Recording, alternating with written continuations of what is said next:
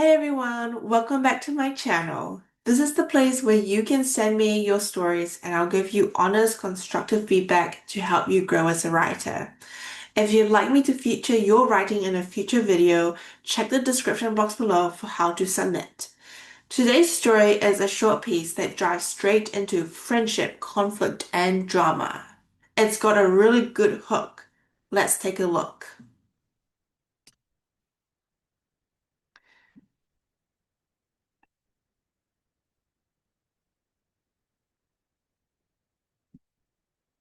X and her best friend wanted to organize a small party back at B's place in the hopes of catching Y red-handed in one of his abusive rants. B lived with her boyfriend who would often yell at her, call her names, and make her feel like an insignificant flea. But the plan went completely out the window when they had to rush Z, B's and Y's mutual friend to the hospital after drinking too much. He had been the only other person invited as the women felt they needed a man around in case Y turned physical. Aside from the obvious your characters need names, putting that aside, you've got a strong opening paragraph here. In the very first sentence, you introduce the main characters, X and B, and the core situation. Two friends trying to expose Y's abusive behavior. Straight away, the reader knows who's involved and what's at stake. Each line flows naturally into the next. For example, the first sentence makes us wonder about the boyfriend, and then you reveal him in the next line. Later, you set up Z, the friend who goes to the hospital, in the same way. That's excellent narrative progression. I also like how you build anticipation. By hinting at what will happen, the plan goes out the window when they had to rush their friend to the hospital. You create curiosity. The reader wants to know why and what happens next.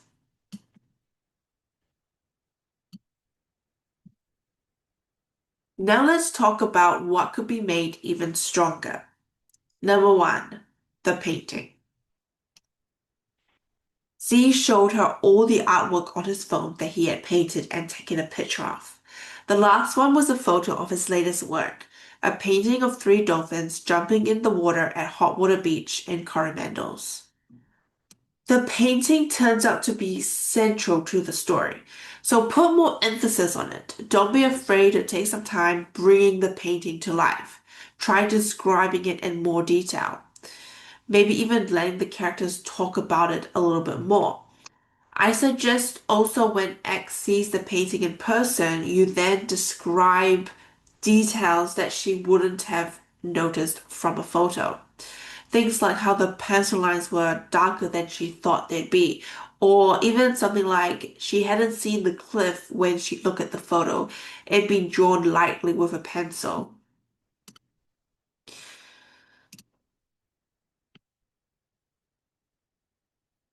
Number two, the setting. Before he went downstairs, the tornado inside him had kicked in, making him woozy. He'd come off balance and toppled down the stairs.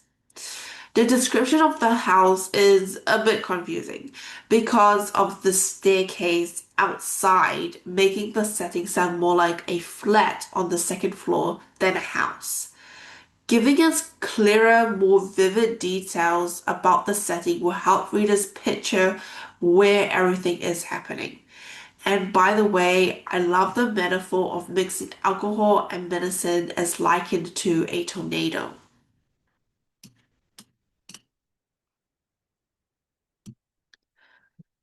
X, did you want blue cheese on your pizza or cheddar? Blue cheese, please. For dessert, vanilla or hokey pokey? Vanilla, thanks. Do you like dark chocolate or milk? Asked B. X wasn't sure why there were so many questions and why she could only choose one kind of chocolate. She looked up from Z's phone and looked at B as she replied, dark chocolate. B's face contorted. It was like X had said something unkind. B went into a full-on meltdown. She became hysterical and started shaking. Her whole voice went up an octave as she went deep into their friendship history, pulling out everything that X did wrong, real or imagined. Then she said, I'll save us both the drama, and stormed out of the house. First, I loved this scene. The twist of B being emotionally volatile is really striking, but the story doesn't explain why she reacts this way, which can pull readers out of the narrative. About B's reaction, we don't have to agree with her choices, but we do need to understand them. Strengthen her logic and emotions. They went upstairs into the main room, and when the painting was dried, they hung Z's painting together on the wall. Y invited her to stay for dinner. X said yes. They talked about blue cheese, dark chocolate, vanilla ice cream, and a passionate debate deciding on the best North Island beach between piha or hot water. At the end of the story, you mentioned three topics that Y and X talked about, a reference to the earlier conversation that X had with B. However, despite this connection, there isn't enough in the story for the reader to infer the significance. The solution? First, write down plainly what the connection is. Answer these questions. How did the conversation make B become hysterical? Why do X and Y talk again about these three food items? The exact same ones that B had mentioned earlier. What do you want the reader to feel in these two scenes? Come up with your own questions and then brainstorm the different ways you could incorporate the answers into your story to better elevate it. And now, for a writerly advice straight from my writing rules journal, declassified just for you. Write what you know.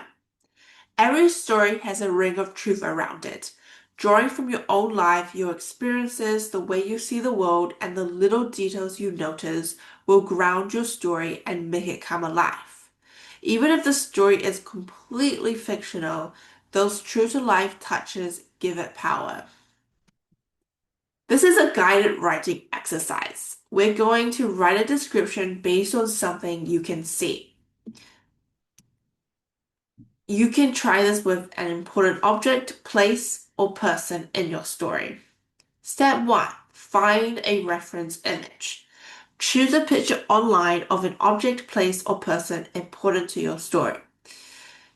You can create a Pinterest board or a mood board if you want a collection of inspiration and you want to just draw from different sources. That's okay. It'll just make this a little bit longer. Step 2.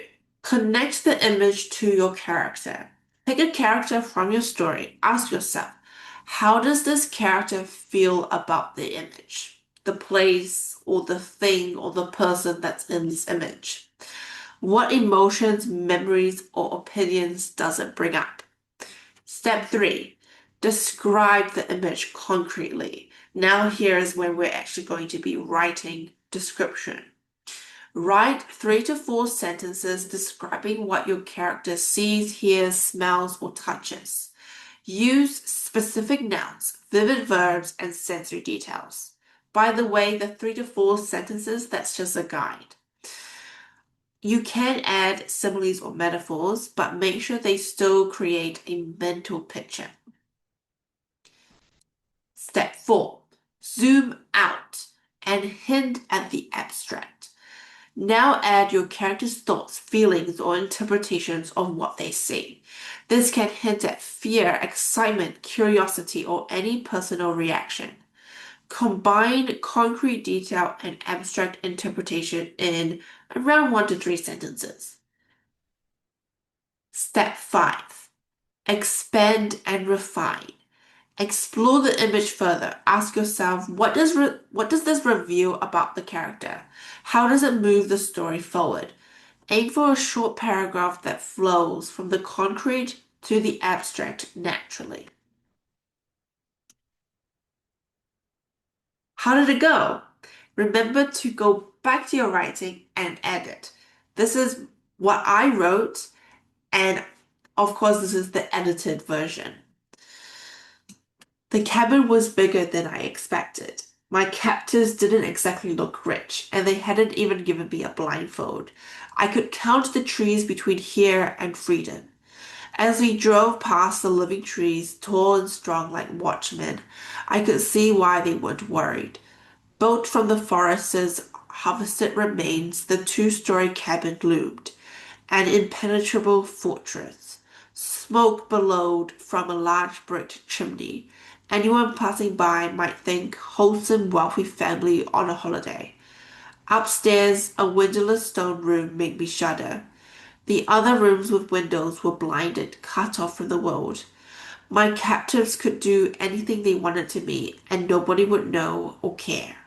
The situation was bleak. I needed to find a way out or die trying. Ring, ring, caller, what's your question? Where do you get your ideas from? Okay, so that's a great question, imaginary caller. So there are four main sources of inspiration for my stories. First, something I see on the news or read online can stick with me, often carrying a heavy theme. Second, story prompts frequently spark my imagination.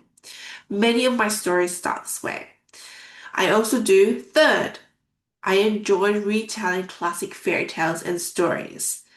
This is mainly to just get into the habit of writing every day, but it also helps me learn about structure. Finally, inspiration can come from my own life. These stories are often the hardest to write and usually require a third person's perspective to give distance. You can find a range of stories on my Wattpad account reflecting all these sources. Details are in the description box below. That's it for today's session. If you found this helpful, hit the like button, subscribe for more writing tips, and share this with a friend who loves storytelling. And if you'd like me to review your short story, check the description for how to send it in. Until next time, keep writing, keep experimenting, and I'll see you in the next video.